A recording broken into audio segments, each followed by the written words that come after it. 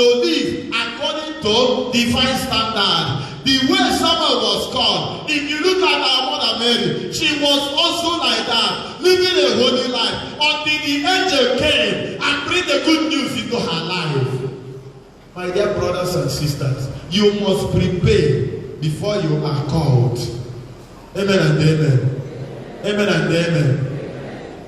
Let me tell you, when a lot of people will always tell us, I have a call, I have a call. Only God knows those He called. Amen and amen. Because the type of economy we have seen in our own day is such that I made people to be very, very deceptive, to use God as a way of defrauding people, to use God as a way of robbing people. You see a young man, he's not doing well in his business. And he gets up one day and tells you, I have a call. Who called you? Amen and amen. We don't even know whether you were flashed. And then you presume, you assume that you were called. And before you know it, he will gather some young girl. Because anyway he has to go, you go. The vocalist will appear. The drum will be borrowed. Church don't start. I have a call. Who called you? Who told you you had a call? Have you people ever asked yourself, why will somebody stay for 10 years deciding and thinking and asking God, did you actually call me? And somebody gets up one day and tells you, I have a call. And you are following the person.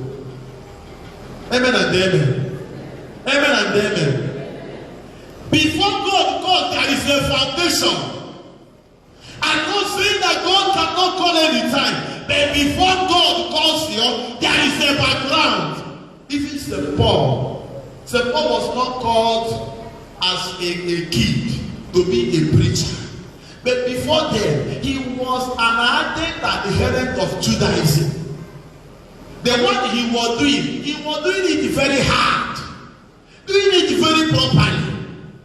So that when he switched over, he became the father of gospel. But you see somebody, there is no connection in morality, there is no connection in spirituality, there is no connection in ethics, and he wakes up and tells you, I am called and now I am a pastor. And he ordains himself. He begins to preach. Amen and amen. Amen and amen. There is a criterion. There must be. Our God is not so cheap. Our God is not so useless or worthless that anybody can use his name and begin to do what? And lie. Let me tell you.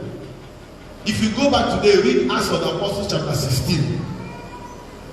There is a girl in Acts of the Apostles chapter 16. What is the business of this girl? There is evil spirit. Of course, you know that some pastors use charm. We have heard it. Some bury charm under their altar. So this particular girl has demonic magical spirit. And she uses this demonic magical spirit to tell people what is happening to them. He will see you and tell you, your name is Blessing. This is the name of your town. This is the name of your father. This is the name of your mother. Your phone number is Kerekom. Hey! Now true prophet, oh, they don't tell me everything. No. Devil can do that. Amen and amen. When Paul saw her, Paul commanded that spirit to go out of her. And the people became angry because she was using it to make money for them. Amen and amen. So please be mindful of where you go. Be mindful of what you do. Be mindful of who prophesy unto you. Because sometimes they say, I saw statue of Jesus there. It's not everything that glitters that is gold. Praise the Lord. When St. Paul casted that spirit, the people became angry and they made it in such a way that Paul landed into prison. But when you read Acts of the Apostles chapter 16 verse 20 and following, God sent His Holy Spirit when Paul and Silas they were sinking, and the Holy Spirit opened the way and they just escaped. Why am I saying this? You must know who is calling you. You must know who is called. You must know how to answer the call. It's not every call that is from God. Anywhere you see people and they're praying there. No, you have to know in the name of who are they praying. In the name of who are they praying? The man or woman of God, supposed woman of God that is praying for you. Do you know who sent him? Anybody that is called by God. And there is an authority that will confirm. Why is it that someone had to go daylight? Someone did not just jump up. Hey, God has called me. Now I am a prophet. No, he did not do that. There was a confirmation. Until it was confirmed, he wasn't even sure. Amen and amen. And let me tell you, before God calls you, remember the call of Moses at the burning bush. God was calling, Moses approached. God told Moses, stop, go and remove your sandal, for you are standing in a holy place. My dear brothers and sisters, that place you are going for prosperity. There is no emphasis on holiness. There is no emphasis on morality, because St. Paul is telling us today that our bodies are temple of the Holy Spirit. The first call everybody will receive is a call to be holy. Your body is supposed to be a sacrifice pleasing to God. And you cannot tell me that the movement from brothel to convent is so easy. From being a prostitute to being a reverend sister. You cannot tell me it's so easy. I'm not saying that God cannot do it, because Luke chapter 1 verse 37 says, with God all things are possible. But before God will do it, God will know the risk He's taking.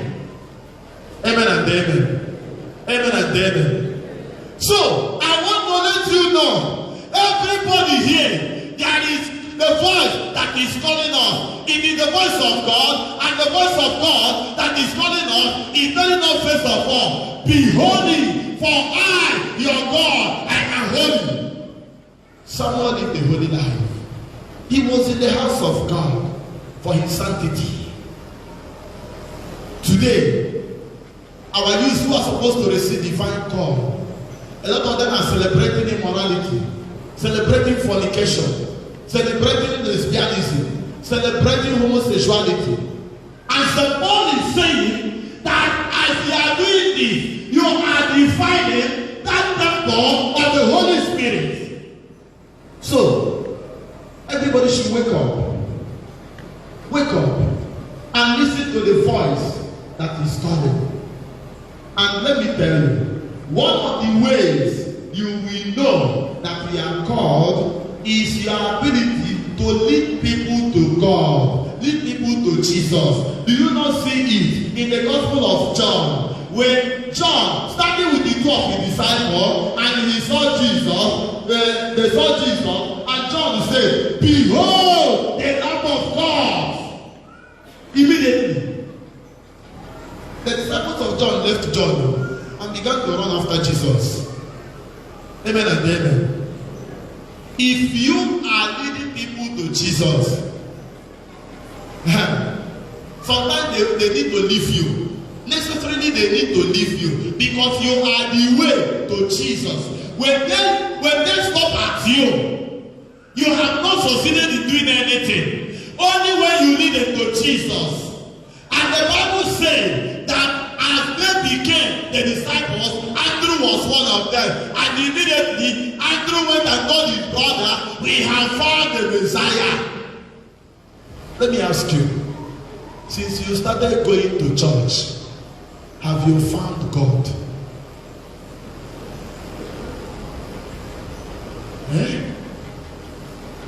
Jojo, since you started going to church, in sincerity of heart, have you found God? Remember, nobody finds him and remains the same. Adirikwam kandi nambu amataram adigin kandi nambu kimbo bara chineke batara nandubo adigin kandi nambu. Something will change. Someone say, I count everything as rubbish. I count everything as nothing for the sake of the knowledge of Christ I desire to acquire. So, when you have found God, the next question is, how many people have you taken to God? Andrew was able to take his brother Simon to Jesus. Amen and amen. Let me even start with your family. How many of your family members have you taken to God? How many of your family members have you taken to Jesus? Are you going alone? No. If you found something precious, you will take others. We have found the Messiah. Let us go and see the Messiah. We want to see Jesus. That is why God called you. If you are actually called. To do what? To bring people to God. You will answer this question. How many people have you taken to God? You don't need to go and bring outsiders. You start from your family. You might be living with your husband, but your husband has not known God. Take him to God. You might be living with your wife. Your wife has not known God. Take your wife to God. You might be living with your children, and your children have not known God. Take your children to God. Before we dismiss, did you not see me break a carton of biscuits? Those who came earlier. I said, oh, your children, prayer before me. Some were looking at me as if I was speaking in tongues. Grace before me. Could it be that in a family, Papa, Mama, you cannot teach your children a simple prayer before me? Yet your children eat 3 times a day.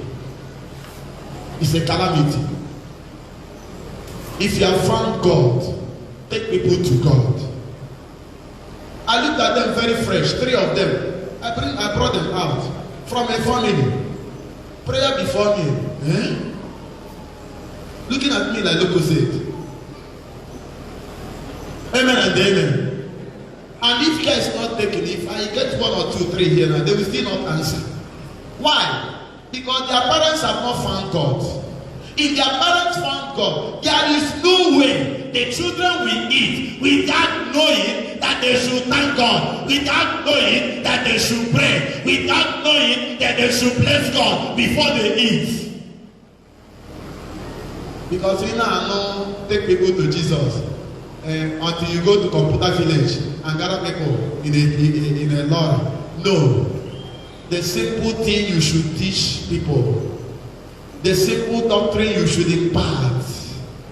The simple knowledge of God you should inculcate on your children.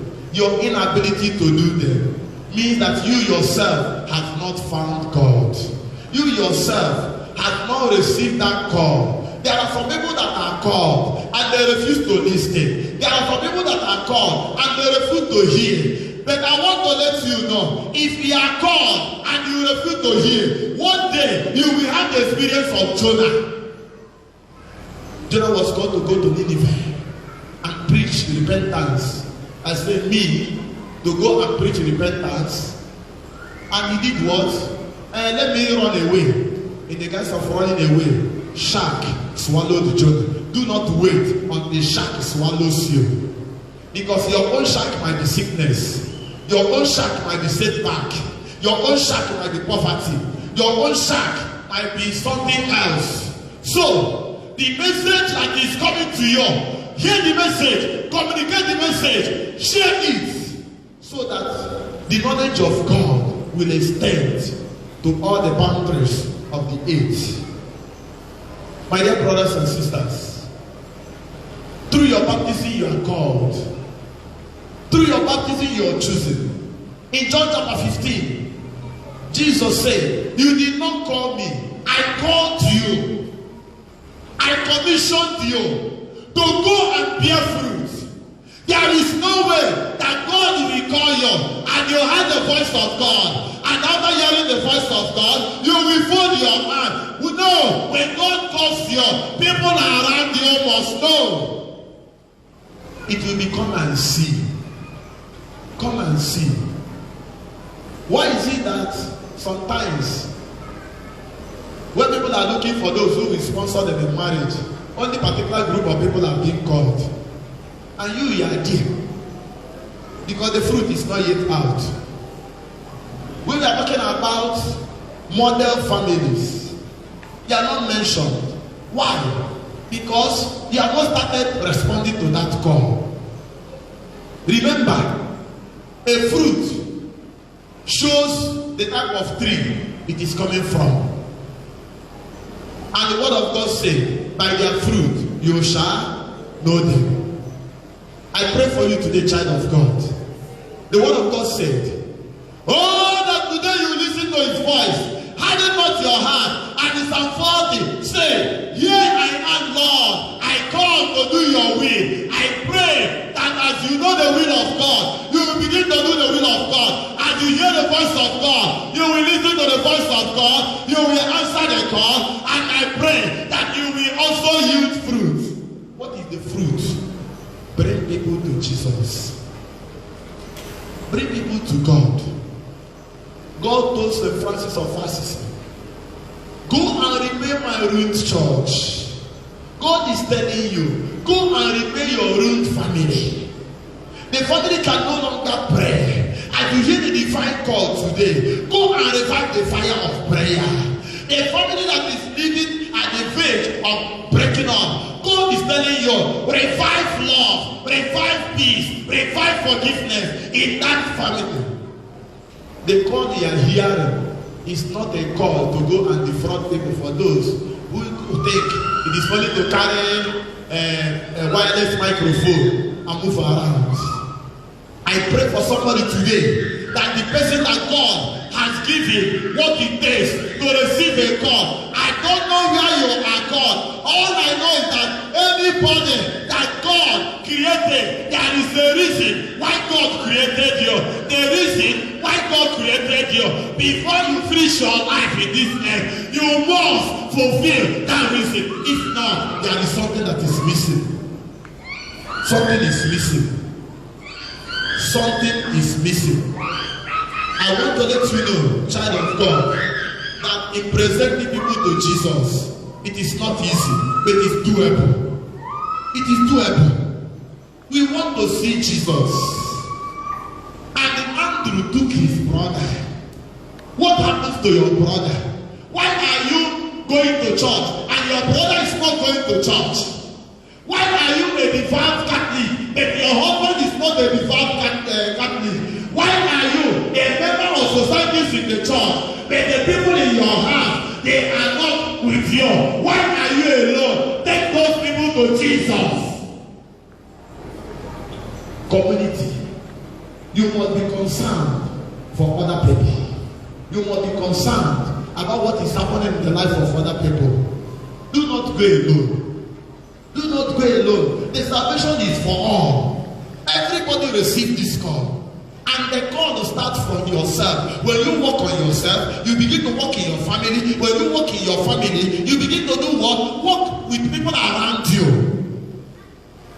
My dear brothers and sisters, today we are being told by the message of the gospel to listen to God. Oh, today you listen to his voice. Harden not your heart. I don't know the message that God is giving you again today. I don't know the message you are receiving again today. All I want to let you know, do not allow that message to go away. You know other messages you have been listening go under the water. Do not allow it. There is somebody that God may be directing you to bring to him. We normally say, there is a call comes ringing, oh the restless wave, send the light, send the light. There are souls to rescue, there are souls to save, send the light, send the light, send the light, the blessed gospel light, let it shine from shore to shore, send the light, the blessed gospel light, let it shine forevermore, forevermore.